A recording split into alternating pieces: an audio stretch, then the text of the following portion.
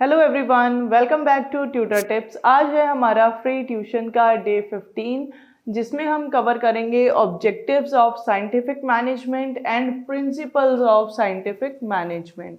तो चलिए शुरू करते हैं।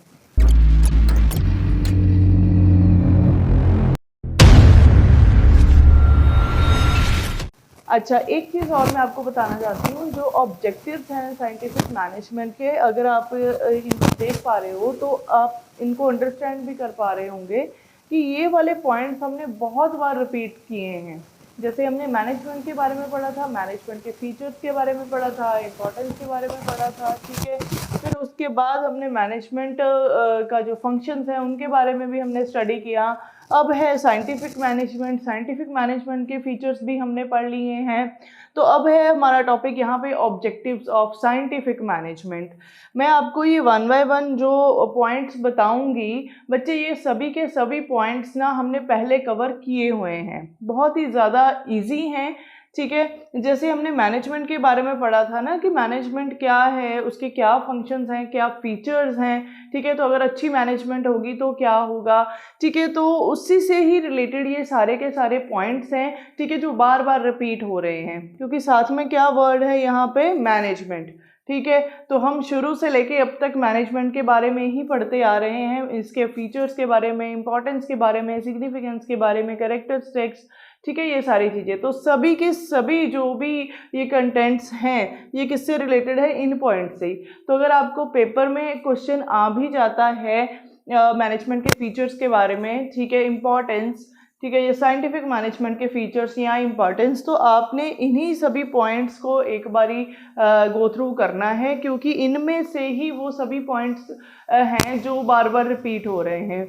कुछ एक दो पॉइंट्स जो हैं वो साइंटिफिक मैनेजमेंट के अकॉर्डिंगली होंगे, बाकी सभी के सभी पॉइंट्स बहुत कॉमन है, ठीक है। तो आपको एक ही बारी पढ़ने की ज़रूरत है, बार बार उसको, अगर आप एक बारी अंडरस्टैंड कर पाओगे तो बार बार उसको लर्न करना आपको मुश्किल नहीं लगेगा। एक बारी आप रीड कर लोगे तो देन कंटेंट के अकॉर्डिंगली आप उसको लिख सकते हो।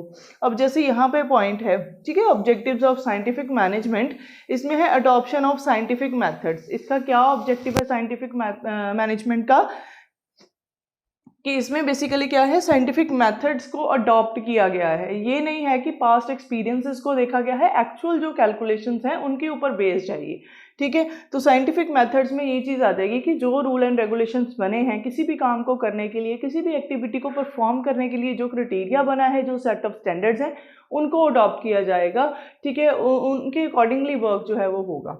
उसके बाद है इम्प्रूवमेंट इन एफिशिएंसी। हमने पहले भी पॉइंट ये पढ़ा हुआ है, एफिशिएंसी कैसे इंक्रीज होगी। एफिशिएंसी इंक्रीज तभी होगी अगर ऑर्गेनाइजेशन में हर एक चीज़ प्रॉपर वे से मैनेज होगी, ठीक है। तो उसमें देखो आ गया ना मैनेजमेंट का पॉइंट। तो उसके बाद अगर फिर मैं बोलूँ फंक्शंस ऑफ मैनेजमेंट के बारे में, तो अगर क्या है फंक्शंस अच्छे अच्छे से परफॉर्म होंगे मैनेजमेंट में, तो देन क्या है बेसिकली एफिशिएंसी जो है वर्कर्स की वो भी इम्प्रूव होगी। अब जैसे देखो सपोज यहाँ पे अब क्या है, साइंटिफिक मैनेजमेंट का ऑब्जेक्टिव, क्या ऑब्जेक्टिव है उसका, कि क्या है, इंप्रूवमेंट करनी है एफिशिएंसी। किनकी एफिशिएंसी, वर्कर्स की, प्लस वर्किंग जो भी एक्टिविटीज परफॉर्म हो रही हैं ऑर्गेनाइजेशन में, ठीक है।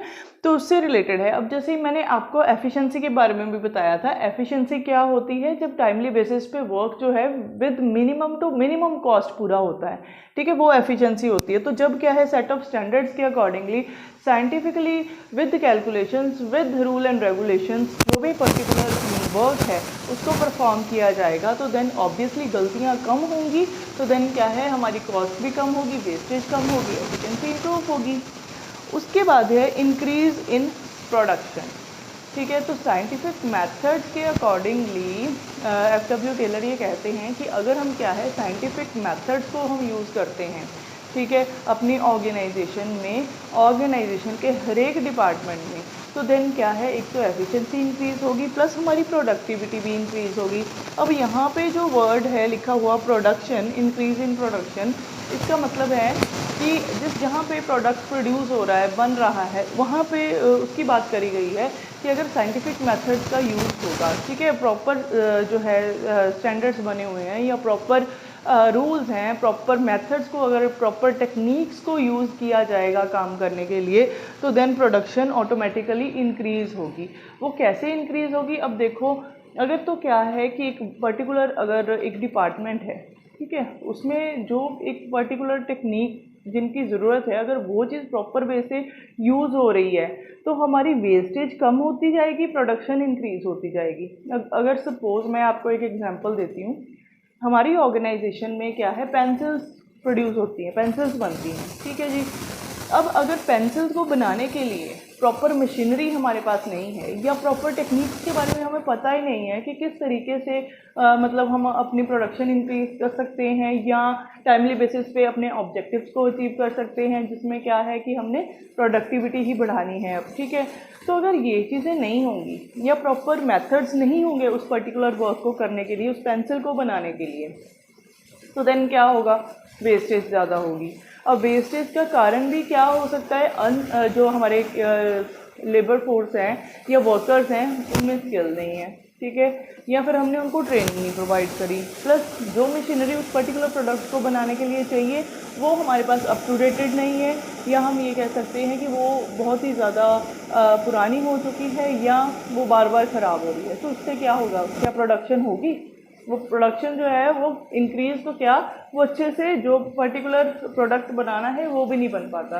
तो अगर साइंटिफिक मेथड्स या साइंटिफिक मैनेजमेंट में टेलर ने यही बात बोली है कि अगर तो हमारे जो मेथड्स हैं, टेक्निक्स हैं, ठीक है, वो प्रॉपर वे से हमारी ऑर्गेनाइजेशन में अडॉप्ट हो रही हैं किसी भी प्रोडक्ट को लेके, किसी भी एक्टिविटी को लेके, किसी भी प्रोसेस को लेके, तो उससे क्या होगा, हमारी प्रोडक्शन जो है वो इंक्रीज होगी, ऑटोमेटिकली हमारी जो ऑर्गेनाइजेशन है उसकी ग्रोथ पॉसिबल है। नेक्स्ट है हमारा पॉइंट, रिडक्शन इन कॉस्ट। ये देखो, ये इसके साथ रिलेट कर रहा है अब यहाँ पे एफिशिएंसी के साथ। जैसे एफिशिएंसी का मतलब ही ये होता है कि विदाउट वेस्टेज या विद मिनिमम वेस्टेज और मिनिमम कॉस्ट, ठीक है। अगर उसके अकॉर्डिंगली वर्क जो भी एक्टिविटी है वो परफॉर्म हो रही है, तो देन हमारी ऑर्गेनाइजेशन जो है वो इम्प्रूव कर रही है, ठीक है। तो रिडक्शन इन कॉस्ट का भी यहाँ पे यही मतलब है, अगर वेस्टेज कम होगी, जो भी एक्टिविटीज़ ऑर्गेनाइजेशन में परफॉर्म हो रही हैं, अगर उनमें वेस्टेज कम हो रही है, रिसोर्सेज का ऑप्टिमम यूटिलाइजेशन हो रहा है, तो देन हमारी कॉस्ट कम होगी। कॉस्ट कम होने से क्या होगा, हमारी ऑर्गेनाइजेशन की ग्रोथ होगी, ठीक है। ऑर्गेनाइजेशन में जो पर्टिकुलर प्रोडक्ट बन रहा है, हम मार्केट में उसको रीजनेबल प्राइस पे भी दे पाएंगे, ठीक है। उसके बाद है चेंज इन एटीट्यूड। अब मेंटल रेवोल्यूशन, पिछले लेक्चर में हमने इसके बारे में भी पढ़ा था। मेंटल रेवोल्यूशन क्या है, एफडब्ल्यू टेलर ने इस पर फोकस किया है बेसिकली, कि हमने क्या है, कॉपरेशन के साथ वर्क करना है। अपने जो एक जो मैनेजर है ना, उसने अपने एम्प्लॉयज़ का और अपना खुद का एटीट्यूड ऐसा बनाना है कि जो ऑर्गेनाइजेशन है उसका जो ऑरा है वो पॉजिटिव हो, ठीक है। तो मतलब जो भी पर्टिकुलर वर्क जो भी परफॉर्म हो रहा है, जो एक्टिविटी परफॉर्म हो रही है, विद पॉजिटिवनेस हो, ठीक है। अब प्लस इसमें और क्या चीज़ ऐड हो सकती है, मेंटल रेवोल्यूशन में आ जाता है कि माइंडसेट, जो हमारे इंडिविजुअल्स हैं ऑर्गेनाइजेशन में, उनके माइंडसेट के बारे में बात हो रही है कि उनका माइंडसेट अगर इस लेवल पे डेवलप होगा कि अगर हमारी जो ऑर्गेनाइजेशन है, हमने क्या है, उस ऑर्गेनाइजेशन को अगर आगे बढ़ाना है, ग्रोथ रेट पे लेके जाना है, तो हमें कोऑपरेशन होनी चाहिए, टीम वर्क होनी चाहिए, हार्मनी होनी चाहिए, ठीक है। तो इस तरीके की जो एक्टिविटीज़ हैं, या सपोज हम ये कह सकते हैं कि एक एटीट्यूड है, ये मैनेजर ने ही डेवलप करना है अपने वर्कर्स के लिए भी और अपने खुद के लिए भी। अगर ये ऐसा एटीट्यूड होगा, तो देन क्या है, ऑर्गेनाइजेशन में ऑटोमेटिकली क्या है, सभी एक्टिविटीज़ प्रॉपर वे से मैनेज होंगी और सभी एक्टिविटीज़ का रिजल्ट भी फेवरेबल आएगा, ठीक है। तो ये चीज़ आपने इसमें बतानी है कि जो एफडब्ल्यू टेलर हैं, उन्होंने बेसिकली क्या है, एटीट्यूड के ऊपर उन्होंने फोकस किया है कि अगर एटीट्यूड पॉजिटिव होगा तो रिजल्ट्स ऑटोमेटिकली पॉजिटिव आएंगे। उसके बाद है इम्प्रूवमेंट इन क्वालिटी। अगर हर एक चीज़ को प्रॉपर वे से मैनेज किया जाएगा, प्रॉपर वे से मेजर किया जाएगा, प्रॉपर वे से जो मशीनरी है उसका यूज़ होगा, मेथड्स को फॉलो किया जाएगा, टेक्निक्स को फॉलो किया जाएगा, देन क्या है, क्वालिटी में भी इम्प्रूवमेंट आएगी। यहाँ पे क्वालिटी किस चीज़ में, किस चीज़ की बात करी गई है कि किसमें क्वालिटी आएगी, प्रोडक्शन में, जो पर्टिकुलर प्रोडक्ट बन रहा है और उससे रिलेटेड जो भी एक्टिविटीज ऑर्गेनाइजेशन में परफॉर्म हो रही हैं उन सभी में क्वालिटी आएगी। क्योंकि ये है कि जब हम क्या है एफिशिएंसी की अगर हम बात करें तो जब एफिशिएंसी इंप्रूव होगी तो ऑटोमेटिकली क्वालिटी पे भी असर होगा। क्योंकि हर एक बंदा जो है ऑर्गेनाइजेशन में वर्क करेगा वो स्किल के साथ वर्क करेगा, प्लस अगर उसको प्रॉपर वे से ट्रेनिंग भी दी जा रही है या वो प्रॉपर टेक्निक्स का यूज कर रहा है तो देन क्या होगा, उससे एफिशिएंसी इंक्रीज होगी, ठीक है, कॉस्ट कम होगी और क्या है हमारी जो क्वालिटी है, ठीक है, हमारी जो पर्टिकुलर प्रोडक्ट जो बन रहे हैं उनमें क्वालिटी और प्लस जो भी एक्टिविटीज ऑर्गेनाइजेशन में परफॉर्म हो रही हैं उन सभी में क्वालिटी आएगी। क्योंकि हर एक चीज जो है वो ये नहीं है कि हाँ ये पहले ऐसे था अब ऐसे कर देते हैं तो चलो देखते हैं, नहीं ऐसे नहीं, मतलब क्या है क्वेश्चन मार्क के साथ कुछ नहीं होगा। जो पर्टिकुलर सेट ऑफ स्टैंडर्ड बने हैं अगर उसके अकॉर्डिंगली सभी वर्क जो है वो परफॉर्म होंगे तो देन ऑटोमेटिकली हर एक चीज में हर एक लेवल पे क्वालिटी आएगी। देन है ऑप्टिमम यूज ऑफ रिसोर्सेज, ठीक है, बार बार ये पॉइंट आ रहा है ऑप्टिमम यूटिलाइजेशन ऑफ रिसोर्सेज, ये है क्या बेसिकली सेम, फिर एफिशिएंसी से रिलेटेड है, रिडक्शन इन कॉस्ट से रिलेटेड है, ठीक है, क्वालिटी से रिलेटेड है, ऑप्टिमम यूटिलाइजेशन ऑफ रिसोर्सेज, जो भी रिसोर्सेज ऑर्गेनाइजेशन में अवेलेबल हैं, ठीक है, उनकी क्या है ऑप्टिमम यूटिलाइजेशन है। जो भी मशीनरी है, जो भी मटेरियल है, जो भी मेथड्स हम फॉलो कर रहे हैं उनका ऑप्टिमम यूटिलाइजेशन, मतलब मिनिमम टू मिनिमम वेस्टेज और मैक्सिमम टू मैक्सिमम प्रोडक्शन, ठीक है जी। तो अगर रिसोर्सेज का बेटर यूज होगा तो ऑर्गेनाइजेशन ऑटोमेटिकली ग्रो करेगी। तो यही मैनेजमेंट के जो साइंटिफिक मैनेजमेंट है उसका बेसिकली ऑब्जेक्टिव है, ठीक है। उसके बाद है कोऑपरेशन, कोऑर्डिनेशन और बेटर रिलेशन। तो मेंटल रेवोल्यूशन में हमने जो पढ़ा था वो सभी के सभी पॉइंट्स या जो भी उसमें एक्सप्लेनेशन थी वो इस पॉइंट से रिलेटेड है, ठीक है जी। तो मेंटल रेवोल्यूशन में भी कोऑपरेशन, कोऑर्डिनेशन, बेस्ट रिलेशनशिप की बात करी गई है, ठीक है, पॉजिटिव माइंडसेट की बात करी गई है। तो कोऑपरेशन, कोऑर्डिनेशन और बेटर रिलेशन में भी यही चीज़ लिखनी है। कोऑपरेशन में भी आपने ये लिखना है कि हार्मनी से रिलेटेड, ठीक है, कोऑर्डिनेशन में टीम वर्क आ जाएगी, बेटर रिलेशन में कॉर्डियल रिलेशन है between the management and the workers और प्लस वर्कर और वर्कर के बीच में भी, ठीक है। तो बेसिकली जो साइंटिफिक मैनेजमेंट है एफडब्ल्यू टेलर इसके ऊपर भी फोकस करते हैं कि हमारा जो ऑब्जेक्टिव है ऑर्गेनाइजेशन का क्या है, वो कोऑपरेशन, कोऑर्डिनेशन और बेटर रिलेशनशिप का भी होना चाहिए, जिसमें क्या है कि अगर हमारी ऑर्गेनाइजेशन जो है अगर हम ये कहें कि उसका मार्केट में शेयर बढ़े, ठीक है, उसकी ग्रोथ हो, ठीक है, आने वाले टाइम में वो और प्रॉफिटेबल बने, तो उसके पीछे क्या रीज़न है, उसके पीछे क्या कारण होगा जिससे वो हमारी ऑर्गेनाइजेशन है जो है वो बेटर प्लेस पाएगी। तो उसका रीज़न यही है कि अगर ऑर्गेनाइजेशन में हर एक वर्क, हर एक एक्टिविटी जो है वो विद ऑप्टिमम यूटिलाइजेशन के साथ होगी, with the use of resources, and plus हर एक जो बंदा ऑर्गेनाइजेशन में काम कर रहा है, जो इंडिविजुअल ऑर्गेनाइजेशन में काम कर रहा है, ठीक है, वो कॉपरेशन के साथ काम करेगा, जो भी एक्टिविटी परफॉर्म हो रही है ऑर्गेनाइजेशन में प्रॉपर कोऑर्डिनेशन के साथ होंगी और सभी लेवल्स, चाहे टॉप लेवल है, मिडिल लेवल है, लोअर लेवल है, जिस जिस लेवल पे बंदे काम कर रहे हैं, ठीक है, उन लेवल्स में क्या है बेटर रिलेशन हो। अगर बेटर रिलेशन नहीं होगा, सपोज टॉप लेवल मैनेजमेंट की मिडिल लेवल मैनेजमेंट के साथ नहीं बन रही है, ठीक है, आपस में बहुत तकरारें हो रही हैं, तो देन क्या होगा, वो एक दूसरे की बात ना सुनेंगे ना मानेंगे, तो क्या होगा, ऑब्जेक्टिव सेट नहीं होंगे। अगर ऑब्जेक्टिव सेट है तो नीचे क्या है, मिडिल लेवल को अगर वो इन्फॉर्मेशन दे रहे हैं, मिडिल लेवल मैनेजमेंट समझने को तैयार नहीं है, तो देन क्या होगा, वो ना लोअर लेवल को अच्छे से बताएगी ना टॉप लेवल मैनेजमेंट के लिए रिस्पॉन्सिबल होगी, तो देन ऑब्जेक्टिव्स क्या होंगे, जीरो, ठीक है। तो क्या है बेटर रिलेशनशिप होना बहुत ज़रूरी है, बेटर रिलेशंस ऑर्गेनाइजेशन में होने बहुत ज़रूरी हैं। तो ये सभी पॉइंट्स जो हैं वेरी वेरी वेरी इंपॉर्टेंट हैं, चाहे फीचर्स ऑफ मैनेजमेंट हो, चाहे फीचर्स ऑफ साइंटिफिक मैनेजमेंट हो, चाहे ऑब्जेक्टिव्स हों, ठीक है। ये दो पॉइंट, ये एक पॉइंट छोड़ के अडॉप्शन ऑफ साइंटिफिक मेथड्स, तो मैनेजमेंट के जो फीचर्स हैं, इंपॉर्टेंस है, ठीक है, ऑब्जेक्टिव हैं, ये सभी पॉइंट से रिलेटेड बनते हैं, ठीक है। तो चाहे ऑब्जेक्टिव ऑफ साइंटिफिक मैनेजमेंट आ जाए तो ये सभी के सभी points very very very important, ठीक है। तो इससे रिलेटेड क्वेश्चन जो है वो एग्जाम में एज अ शॉर्ट क्वेश्चन आ सकता है, तो प्लीज़ इसे नोट डाउन कर लीजिए, ठीक है, और अच्छे से प्रिपेयर कर लीजिए इसको। उसके बाद हमारा जो नेक्स्ट पॉइंट है, हमारा जो नेक्स्ट टॉपिक है वो है प्रिंसिपल्स ऑफ साइंटिफिक मैनेजमेंट। अब प्रिंसिपल ऑफ साइंटिफिक मैनेजमेंट जो FW टेलर हैं, हमारे मैनेजमेंट एक्सपर्ट हैं, या जिनको हम साइंटिफिक मैनेजमेंट के ऑथर बोला गया है, ठीक है, वो उन्होंने मतलब कौन कौन से प्रिंसिपल्स दिए हैं, वो क्या कहना चाहते हैं इन प्रिंसिपल्स के थ्रू, ठीक है। तो चलिए देखते हैं। प्रिंसिपल फर्स्ट क्या है? Science not rule of thumb, harmony not Discord, cooperation not individualism, development of every person to his or her greatest efficiency। बहुत ही सिंपल पॉइंट्स हैं और भी ज़्यादा सिंपल वे से मैं आपको इनके बारे में समझाऊंगी। अब science not rule of thumb का क्या मतलब है? यहाँ पे साइंस किससे रिलेटेड हो गया? प्रैक्टिकल प्रॉब्लम्स या सपोज मेथड्स के साथ, ठीक है, टेक्निक्स के साथ। अब जो रूल ऑफ थंब है इसका क्या मतलब है? Personal judgement.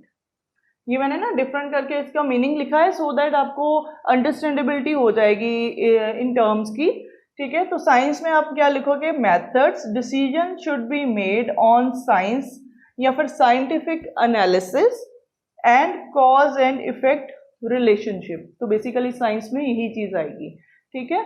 जैसे फिजिक्स केमिस्ट्री में केमिकल्स का यूज होता है, ठीक है, केमिकल्स को मिला के देखते हैं कि अब कौन सा सब्सटेंस बनेगा या क्या चीज फॉर्म में आएगी, ठीक है। उसके लिए भी प्रॉपर मेथड्स हैं, प्रॉपर टेक्निक्स यूज होती है ना।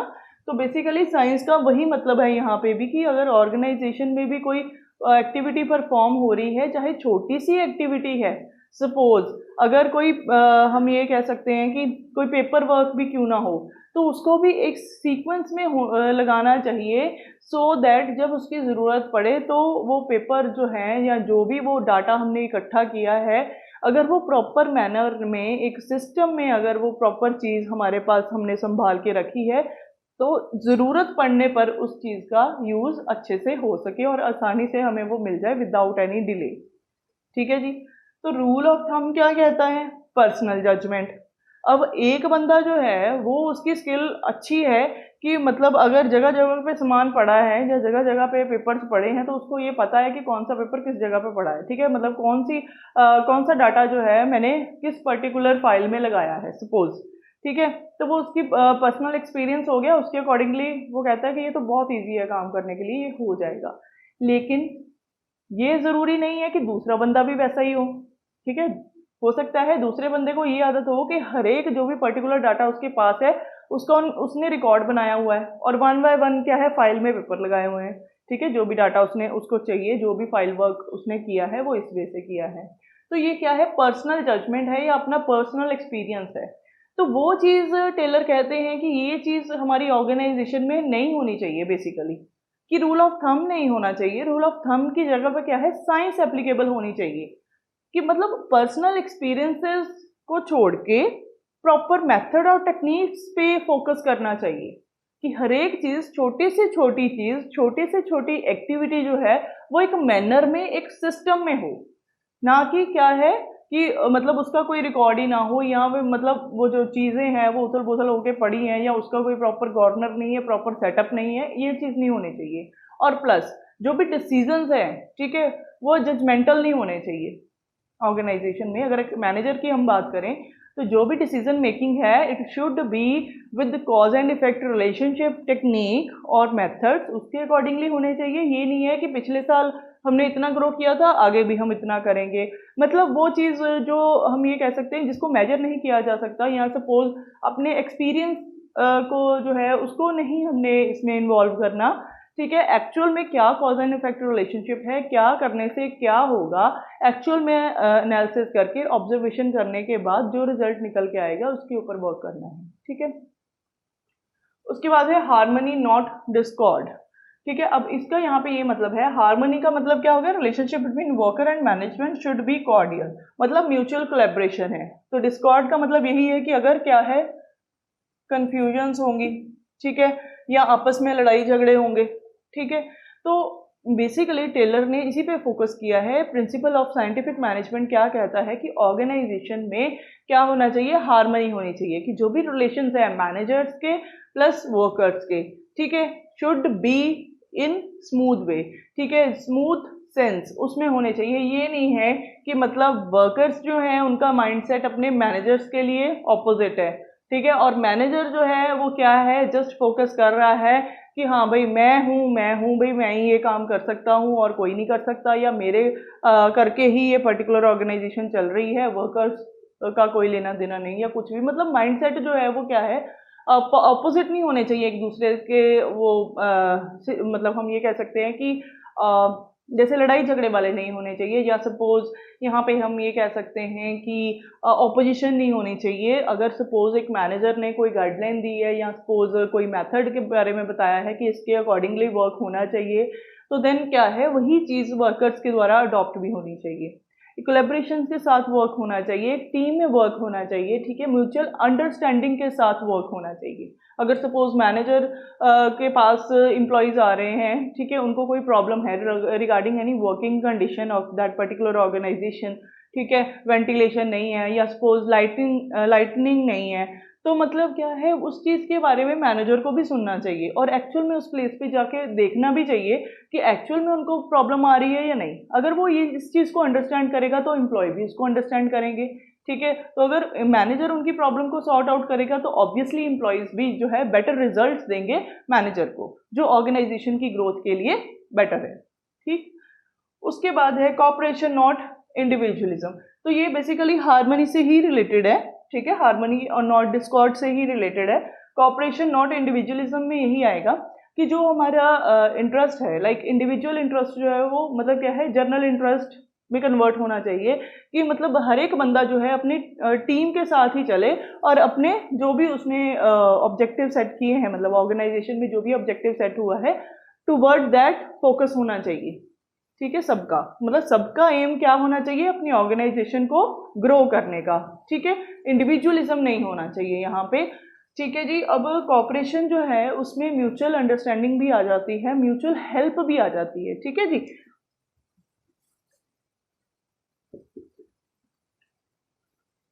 म्यूचुअल हेल्प, ठीक है। तो मतलब अगर सपोज एक एम्प्लॉय को दूसरी एम्प्लॉय की मतलब हेल्प भी चाहिए किसी एक्टिविटी को परफॉर्म करने के लिए, तो वो क्या है, मना नहीं करना चाहिए, ठीक है। जब अगर एक एम्प्लॉय को उसके उस पर्टिकुलर वर्क के बारे में पता है, दूसरे को नहीं पता, तो वो उसको गाइड कर सकता है, ठीक है। तो वो तभी पॉसिबल है अगर क्या है, हार्मनी है दोनों में, अगर क्या है, म्यूचुअल हेल्प का कंसेप्ट है उस पर्टिकुलर ऑर्गेनाइजेशन के उस एम्प्लॉयज़ के बीच में, ठीक है। तो इंडिविजुअलिज्म नहीं होना चाहिए, क्या है, कॉपरेशन होनी चाहिए, जिससे ऑर्गेनाइजेशन जो है वो बेटरली ग्रो कर पाएगी। उसके बाद आ जाता है पॉइंट यहाँ पे, development of every person to his or her greatest efficiency, ठीक है, उसकी एफिशिएंसी तक, मतलब किस लेवल पर वो वर्क कर सकता है वो पर्सन, उसकी कैपेबिलिटी के अकॉर्डिंगली जो भी डेवलपमेंट हम ये कह सकते हैं कि उनके लिए जो भी डिसीजंस जो है अगर अच्छे हैं उनकी ग्रोथ के लिए, उनकी डेवलपमेंट के लिए, तो वो चीज़ मैनेजमेंट को लेके आनी चाहिए। मैनेजमेंट को ऐसे ट्रेनिंग, ठीक है, सेशंस लगाने चाहिए, प्लस लर्निंग स्किल्स अपनी एम्प्लॉयज़ की बढ़ाने के लिए कुछ ऐसे सेशंस को अडॉप्ट करना चाहिए या उनको लगाना चाहिए, जिससे क्या है, आपके जो एम्प्लॉयज़ हैं उनकी जो वर्किंग है, वर्किंग स्किल्स हैं, वो इम्प्रूव हो सकें। तो यहाँ पे आपने कैसे एक्सप्लेन करना है, implementing best training practices and technology to brush up the employees skill. Brush up the employee skill क्या हो गया, उनकी स्किल्स में और इम्प्रूवमेंट लेके आना, ठीक है। तो जिससे क्या होगा, ऑर्गेनाइजेशन में जो डेवलपमेंट है या उसकी ग्रोथ है वो और ज़्यादा होगी, ठीक है जी। According to situations, according to circumstances, according to changes in technology, ठीक है। इन चीज़ों को ध्यान में रख के, इंटरनल एक्सटर्नल एनवायरनमेंट को ध्यान में रख के, जो मैनेजमेंट है वो बेसिकली उसको फोकस करना चाहिए अपने एम्प्लॉयज़ की तरफ, कि अगर एक्सटर्नल इन्वायरमेंट में सपोज अगर टेक्नोलॉजिकल चेंजेस आ रही हैं, मतलब न्यू टेक्निक्स जो है वो आ रही हैं, अपने बिजनेसेस जो है वो अडॉप्ट कर रहे हैं, या न्यू बिजनेसेस में न्यू टेक्निक्स आ रही हैं, ठीक है। कोई हम ये कह सकते हैं प्रोडक्शन टेक्निक्स चेंज हो रही हैं, ठीक है, प्रोडक्शन जो भी मेथड है वो चेंज हो रहा है, तो that should be adopted by the management of that particular organisation, so that वो भी जो मार्केट में प्रोवाइड कर सके और ग्रो कर सके। तो अगर क्या है, पुराने मेथड, पुरानी टेक्निक्स को लेके बैठे रहेंगे, ना एम्प्लॉयज़ में डेवलपमेंट करेंगे, ना उनको ट्रेनिंग प्रोवाइड करेंगे, ना न्यू टेक्नोलॉजी को अडॉप्ट करेंगे, तो देन क्या होगा, ऑर्गेनाइजेशन जो है ग्रो करने की बजाय उसका ग्राफ जो है वो नीचे की तरफ आएगा। तो ये सभी चीज़ें जो है वो बहुत इफेक्ट डालती हैं ऑर्गेनाइजेशन की ग्रोथ के लिए। तो बेसिकली एफ डब्ल्यू टेलर ने इस पे इसलिए फोकस किया है कि अगर हम अपने एम्प्लॉयज़ को स्किलफुल बनाएंगे तो हमारी ऑर्गेनाइजेशन ऑटोमेटिकली ग्रो करेगी। ठीक है जी। तो ये रहे हमारे प्रिंसिपल्स ऑफ साइंटिफिक मैनेजमेंट। तो इसी से ही हमारा आज का लेक्चर ख़त्म होता है। अगर आपको ये वीडियो अच्छी लगी तो प्लीज़ इसे लाइक ज़रूर करना, शेयर करना, चैनल को सब्सक्राइब करना एंड बेल आइकन को ज़रूर प्रेस करना, सो दैट आने वाली वीडियोस की नोटिफिकेशन आप तक पहुंच सके।